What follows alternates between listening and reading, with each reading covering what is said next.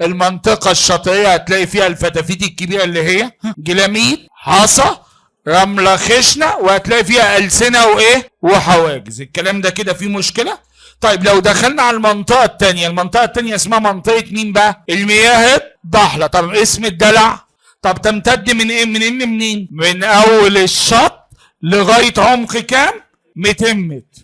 المنطقة دي نظامها ايه؟ دي أكتر منطقة فيها سمك، الحياة فيها بتبقى ايه؟ مزدهرة، مليانة سمك، وبتتأثر بحرارة الجو. ده احنا بنبقى قاعدين على الشط كده على المغربية، وتلاقي السفن بدأت تقرب تخش عليك. تعالى يا حماده بسرعة، الحق بص شوف السفينة مقربة ازاي عشان تشوفها. لا، السفينة مش مقربة عشان تشوفها، السفينة مقربة عشان منطقة المياه الضحلة بتبقى منطقة هي دي اكتر حتة فيها سمك، لان فيها ضوء، لان الضوء بتبقى المنطقة دي 200 متر دي منطقة المية فيها مضيئة بشكل كويس، وطالما في ضوء يبقى في حياة وفي نباتات وفي كل حاجة. هو الضوء اخره كام متر يا استاذ؟ الضوء اخره 500 متر. الضوء اخره كام؟ يبقى المنطقة دي مضيئة ولا مش مضيئة؟ مضيئة يا أستاذ. فتافيتك سر حياتك. أيوة يا باشا فعلا.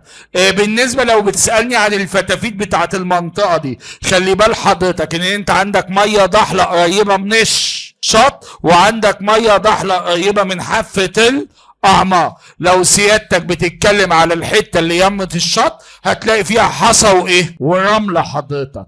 عشان فتافيت كبيرة. طب لو دخلت جوه هتلاقي طين ومواد ايه؟ جيرية.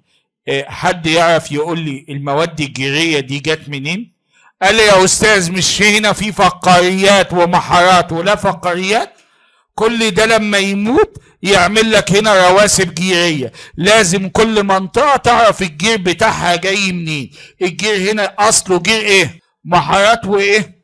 وحيوانات. وكده حضرتك المية الضحلة خلصت. صعب الكلام ده يا جماعة؟ يبقى احنا خدنا كم منطقة؟ 2. اول واحدة مين؟ وتاني واحدة اسمها المياه. خش جوه شوية، خش هتجيبك.